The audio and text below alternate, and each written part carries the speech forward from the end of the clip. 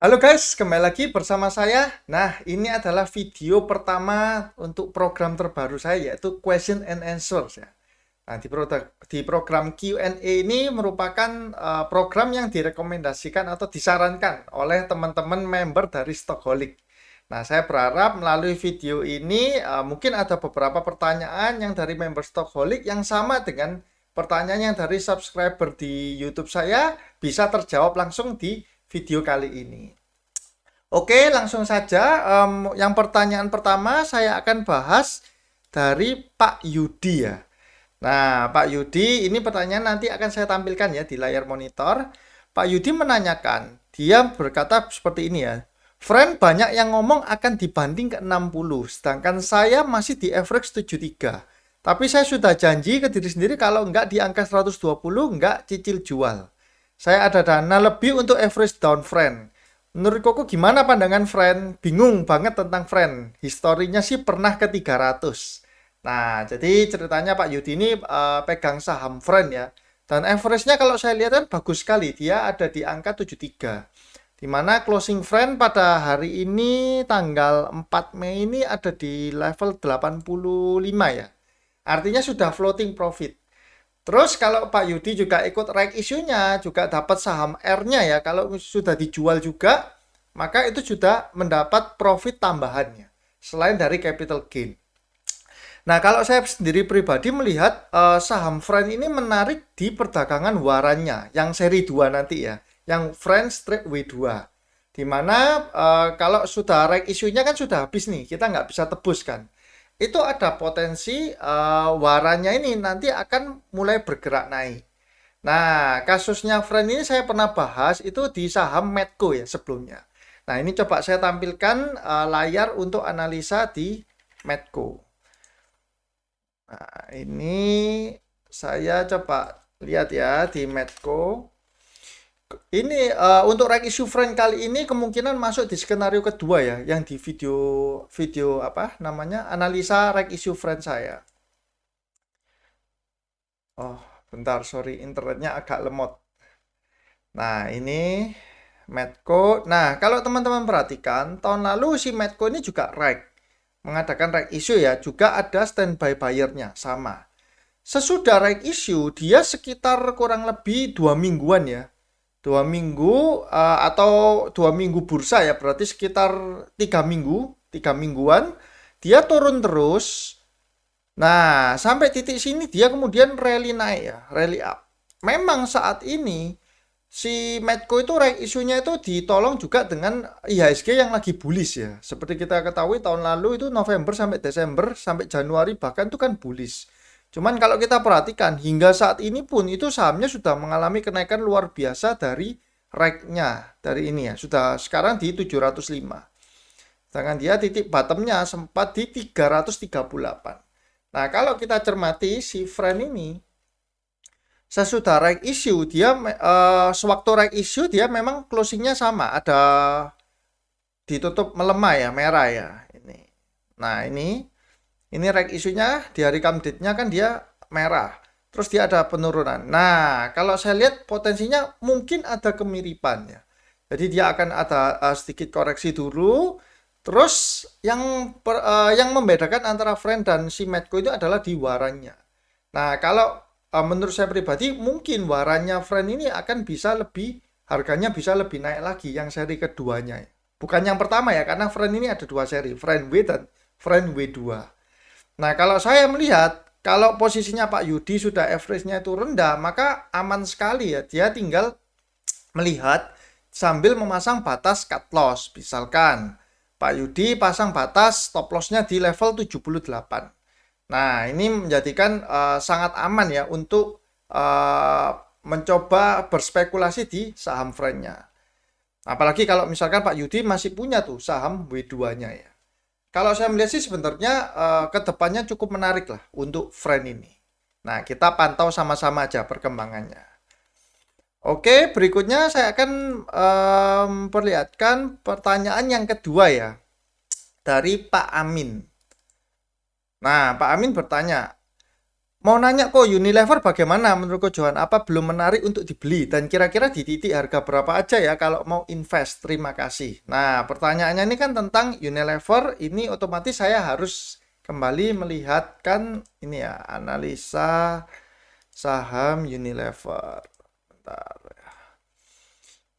Nah ini ya, Unilever secara fundamental kita sudah pasti tahu ya bahwa ini perusahaan yang sangat bagus. Fundamentalnya, sorry guys, ini internetnya sangat lemot. Belum keluar ini ya angkanya. Nah, ini sudah keluar ya. Fundamentalnya sangat bagus di mana dia di tahun 2020 kemarin itu profitnya sekitar 7,1 triliun ya. Sedikit mengalami penurunan di tahun 2019. Terus untuk terimanya dia sudah keluarkan ya kuartal 1 2021-nya 1,6 triliun. Nah, secara book value pun dia ada di titik yang terendah ya, di 33,4 kali. Kalau kita lihat dari tahun 2020 dia 38, 41, 50, 49, mungkin di average sekitar 47, 48 kali book value-nya. Sekarang di level 33 kali. Secara PE ratio juga dia yang saat ini tuh yang paling rendah ya, 129 kali. Dimana biasanya dia average-nya sekitar 170, 180 kali. Nah, memang jadi kalau kita compare antara Unilever sekarang dengan tahun-tahun sebelumnya, ini sudah titiknya itu sudah salah satu yang paling rendah. Namun, kalau saya pribadi melihat, kita juga harus melihat dari kompetitor sejenisnya. Contohnya, misalkan yang consumer goods sektornya itu ada Emyor. Nah, kita lihat ya, Emyor dia memiliki book value yang jauh lebih rendah memang dari si Unilever ya, 4,8 kali. Tapi dia mempunyai pertumbuhan equity ya. Jadi equity dia kan dari 12 triliun di tahun 2021, di 2020-nya kan 10 triliun ya. Sedangkan kalau kita lihat punya yang Unilever ini, dia mengalami sedikit penurunan di equity-nya.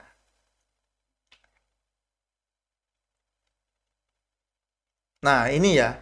Dia equity-nya di 2021 6,5 triliun dan di 2020 itu ada 7,2. Jadi equity-nya itu mengalami penurunan.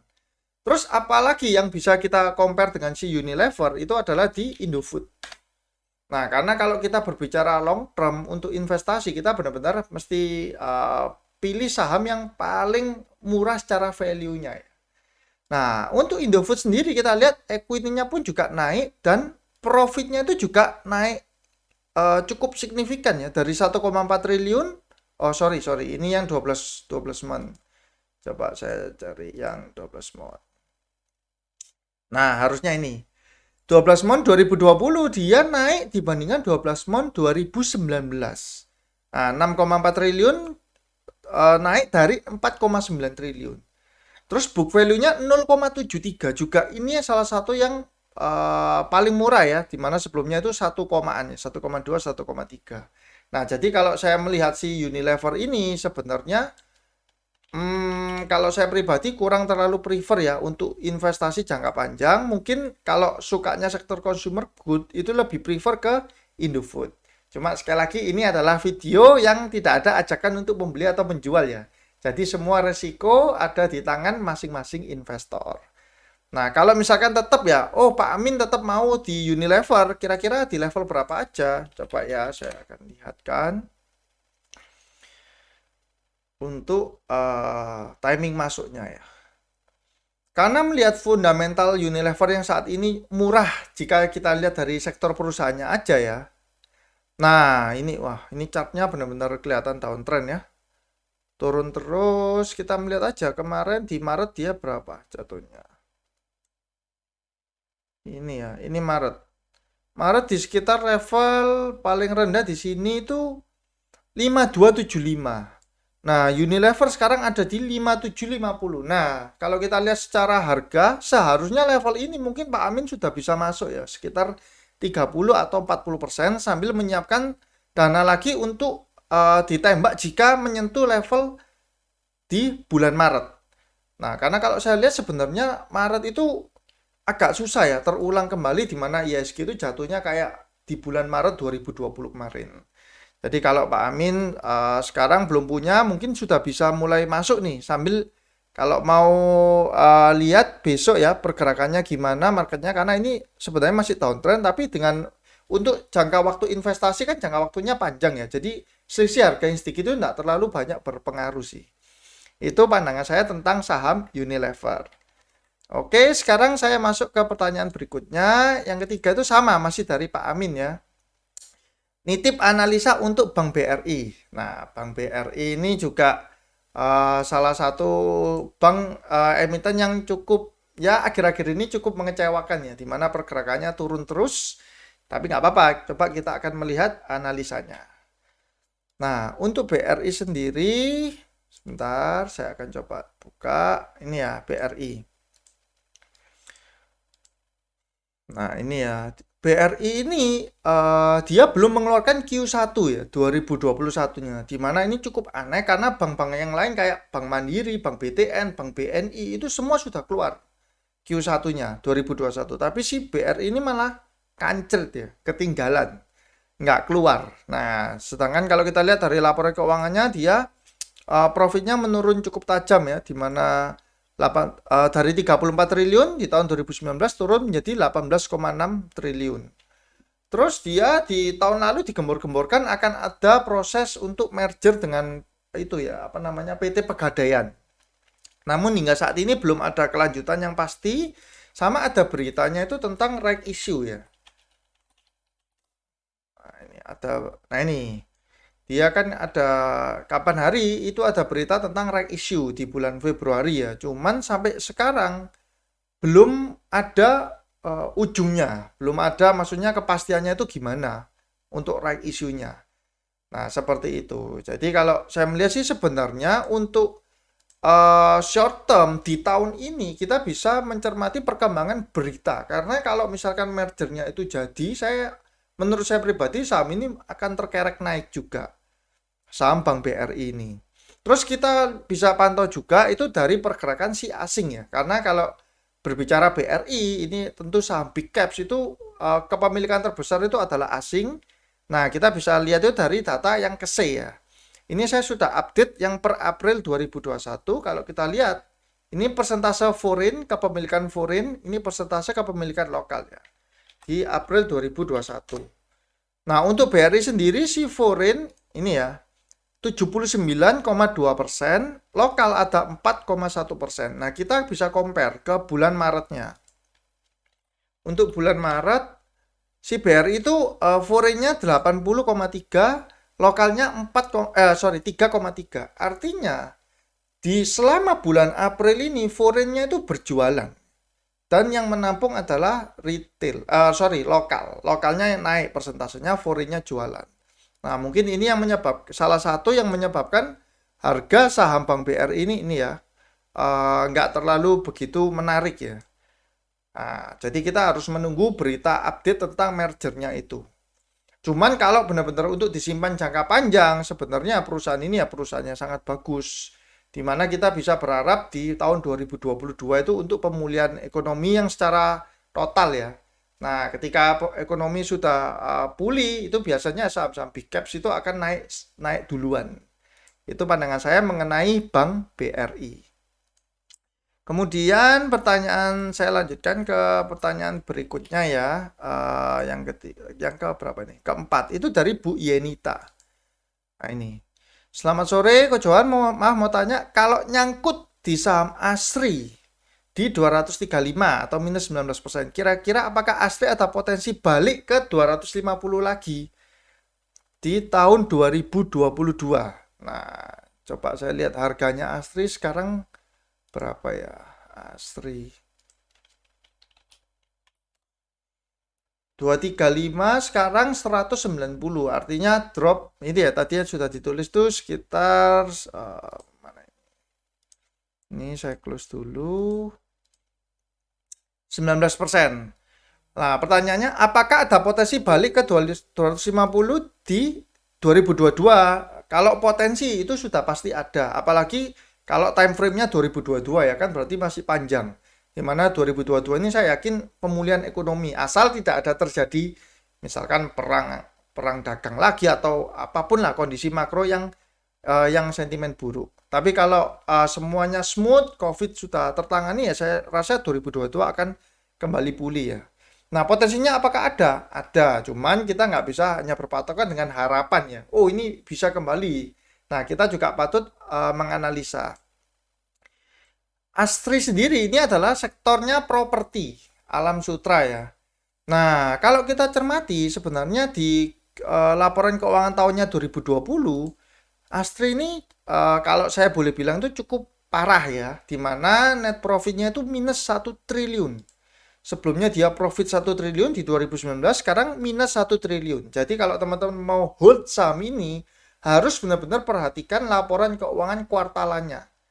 Apakah laporan keuangannya setiap 3 bulan itu sudah mulai perbaikan atau enggak? Kalau belum, maka ini cukup berbahaya kalau minusnya cukup dalam seperti ini. Nah, kita juga harus bandingkan dengan sektor sejenis. Contohnya, misalkan saya kasih lihat tuh Ciputra Group ya. Di mana Ciputra Group itu dia secara profitabilitas net profit 1,3 triliun dibandingkan 2019 1,1, malah naik si CTRA ini ya. Nah, revenue-nya pun juga naik ya dari 7,6 triliun menjadi 8 triliun. Nah, jadi kalau kita mau hold, kalau misalkan sama-sama sektor properti, kita harus bandingkan juga sama yang lain. Misalkan saya bandingkan lagi sama punya si Pakuan Group. Nah, Pakuan Group equity-nya ada mengalami sedikit penurunan, terus secara profit juga drop cukup tajam ya. Tinggal sekitar berapa persen? 40% aja ya. 2,7 triliun jadi 900 miliar. Nah, jadi kalau dari secara fundamental untuk hold sebenarnya jagoannya itu adalah si CTRA. Nah, ini ya. Si CTRA karena dia secara kinerjanya itu masih bagus. Walaupun di tengah pandemi. Seperti itu. Nah, jadi untuk Astri sendiri kalau tadi siapa namanya Bu Yenita ya, Bu Yenita kalau masih hold harus terus pantau ya laporan keuangannya, dan kalau memang tidak membaik, kalau saya lebih baik di cut loss. Seperti itu. Oke, sekarang lanjut ke pertanyaan yang berikutnya, yaitu dari Pak Yulian. Nah, ini pertanyaan kok, apa yang harus dilakukan investor atau trader pemula? Cash habis, porto merah, IHSG main-main, cuma sideways aja. Apa yang harus dilakukan? Waduh, ini mungkin kondisi sekarang ini banyak yang mengalami seperti Pak Yulian ya. Jadi IHSG-nya kan lagi sideways, cenderung kan lagi merah ya, di bawah 6.000. Terus cash-nya ini sudah habis, di mana portonya itu masih merah. Nah, sebelum itu, kalau saya pribadi mempunyai strategi di mana kondisi market itu hanya ada 3 kan, bullish, bearish, atau sideways. Ketika market bullish itu strategi saya adalah hold, bukan trading ya, di hold saham-saham yang punya fundamental bagus, yang terutama big cap, leading di sektornya. Nah, itu saya suka seperti itu. Kenapa? Karena kalau misalkan market bullish, saham-saham yang akan mengalami kenaikan pertama itu biasanya big cap dan leading sektor. Contohnya misalkan bank, mungkin teman-teman bisa BSCA, BRI, seperti itu. Terus misalkan pertambangan ada batu bara, misalkan ada Adaro, PTBA. Nah, yang leading sektornya. Kalau marketnya itu bearish, nah justru jangan pegang saham-saham yang fundamentalnya bagus. Ini kalau kita bicara trading ya. Nah, kalau kita memang mau untuk long term, kalau marketnya bearish ya mungkin bisa average down terus menerus ya. Cuman kalau untuk trading justru jangan pegang yang blue chip. Seperti itu. Karena biasanya yang turun pertama itu juga saham-saham yang blue chipnya, yang leading sektornya. Terus bagaimana kalau kondisi kayak sekarang ya, marketnya itu sideways. Sideways ini kan kondisi paling nggak enak. Kayak nggak jelas gitu loh. Naik ya enggak, turun ya enggak. Nah, kalau saya untuk sekarang ini, misalkan portonya merah, mesti tahu dulu ya, saham yang dipegang ini apa, yang portonya merah. Karena kondisi sekarang ini saya benar-benar disiplin cut loss ya, cut loss ketat. Jadi kalau misalkan trading plan saya minus 5% harus cut loss, itu benar-benar saya cut loss. Kemudian saya belikan saham-saham yang ada potensi naik. Nah, saham apa yang potensi naik ketika market sideways? Itu saham yang punya sentimen atau rumor. Jadi market sideways ini sudah kita agak susah kalau kita mau bicara fundamental lah, kita bicara secara kinerja perusahaan itu agak lebih susah. Tapi saya mencari peluang di saham-saham yang ada sentimen atau rumor-rumor yang bisa mendongkrak untuk short term, jangka pendek. Seperti itu. Jadi untuk sideways saya lebih suka trading berdasarkan rumor ya. Rumor atau sentimen-sentimen. Untuk fast trade aja. Sambil kalau kita melihat sudah potensi marketnya itu sudah naik lagi, baru kita bisa beralih ke saham-saham yang leading sektor. Nah, kalau sekarang kita cermati banyak saham-saham yang leading sektor kan harganya under value itu ada ya begitu banyak ya. Contohnya kayak tadi misalkan apa itu contohnya misalkan Unilever lah. Nah, itu kan sudah mendekati Maret. Terus kemudian ada saham Pegas. Pegas itu kan sekitar berapa? 1.200-an ya. Sebenarnya kalau kita melihat kan secara fundamental ya cukup oke lah. Di harga 1.200-an itu cukup menarik. Nah, banyak saham-saham seperti itu. Cuman kalau saya sekarang lebih pegang saham-saham yang berdasarkan rumor. Nah, seperti itu ya Pak. Jadi kalau trading plan-nya memang cut loss ya, saya cut loss. Nggak saya eman-eman, nggak saya sayang-sayang. Karena apa? Karena masih ada peluang di saham yang lain. Terus pertanyaan berikutnya dari Pak Samuel. Nah, Pak Samuel, kok tolong bahas BEX. Nah, BEX ini Bank Banten ya. Oke, coba saya akan perhatikan di saham BEX ya. Nah, BEX ini sekarang ada di level 81, di mana dia secara fundamental hancur ya. Karena dia minus terus, nih nggak pernah positif sama sekali. Tahun lalu barusan diinjek dana sehingga equity-nya bertambah cukup banyak. Nih kalau teman-teman perhatikan ya. Jadi kadang kita melihat kadang orang hanya melihat tuh profitnya minus. Tapi nggak sadar bahwa equity-nya itu bertambah karena diinjek ya dari pemerintahnya ya, pemerintah daerahnya. Seperti itu. Ini 1,3 triliun dari 540 miliar. Nah, terus si BEX ini juga akan mau mengadakan right issue menurut beritanya ya. Nah ini ya 2 days ago Bank Banten akan right issue bidik dana 1,17 triliun. Nah kalau menurut saya pribadi sebenarnya BEX ini cukup menarik, tapi teman-teman harus ingat bahwa ini adalah saham yang super high risk. Seperti itu. Ini kita lihat pergerakannya volatile sekali ya, dimana akhir tahun lalu itu sebenarnya sudah sempat right issue terus naik gila-gilaan terus turun lagi. Nah, ini kita bisa melihat pergerakan harganya ya. Di mana untuk level sekarang dia masih bergerak sideways dan di arah lagi di sekitar support ya. Supportnya itu 77. Nah, jadi kalau misalkan tadi Pak siapa namanya? Saya ini orangnya agak pikun, jadi agak gampang lupa nih. Bentar. Pak Samuel. Nah, tadi Pak Samuel misalkan tertarik mengincar BEX, mungkin bisa mengincar di harga level 77. Ini menurut saya cukup safe ya, cukup safe. Atau kalau misalkan Pak Samuel takut ketinggalan, ya mungkin bisa beli dulu itu nggak terlalu banyak. Misalkan 20% dulu dari dana yang memang dicadangkan untuk membeli saham Bank Banten ini. Nah, karena Bank Banten ini punyanya pemerintah daerah ya. Jadi walaupun minus-minus seperti ini laporannya, saya yakin dia kok kalau mau sampai kolaps bangkrut itu kok susah gitu loh. Jadi ini juga salah satu yang menurut saya cukup menarik. Kita lihat saja apakah aksi korporasinya benar-benar dapat persetujuan dari OJK dan dilaksanakan. Terus untuk pertanyaan terakhir ini dari Pak Ardi. Nah ini ya. Analisa BRI dan Astra dong, ASII. Nah, ini pertanyaan dari channel YouTube ya. BRI-nya sudah saya analisa tadi ya, singkat sesuai sama kayak pertanyaannya Pak Amin. Sekarang saya coba analisa yang Astra. Nah, ini untuk Astra. Ini ya, Astra sendiri kita lihat sudah mengeluarkan laporan keuangan yang kuartal 1 ya. Dimana dia ada penurunan laba dibandingkan 2020. Cuman ini menurut saya sangat masuk akal ya. Karena di musim pandemi ya nggak mungkin lah berharap laba penjualan mobilnya itu naik. Seperti itu. Jadi ya menurut saya sangat wajar lah. Terus kalau kita lihat sebelum-sebelumnya ya, di mana di tahun 2015 itu book value 2,7, PE ratio 86, terus 2,294 dan seterusnya, maka saya boleh bilang di harga sekarang Book value 1,1 dengan PE ratio 59, ini tergolong cukup murah, cukup menarik untuk Astra. Ini kalau kita ngomong jangka panjang ya. Nah, kalau di Surabaya ini kan kemarin ada insentif pajak ya dari pemerintah untuk PPNBM. Cuman saya dengar dari beberapa orang yang kan ada beberapa langsung yang beli kan, yang ngincar mobil baru dapat diskon pajak kan lumayan.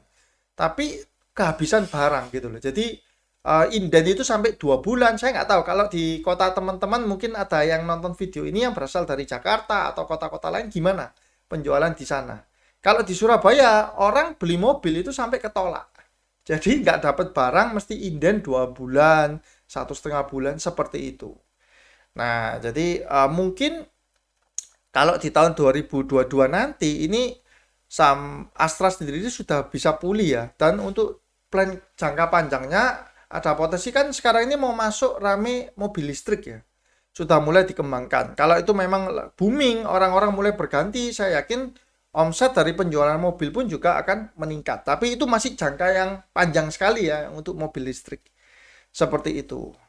Terus kalau untuk yang jangka pendeknya kita lihat, nah Astra ini DD, dia artinya baru bagi dividen. Biasanya saham yang baru bagi dividen ini akan mengalami sedikit koreksi dulu.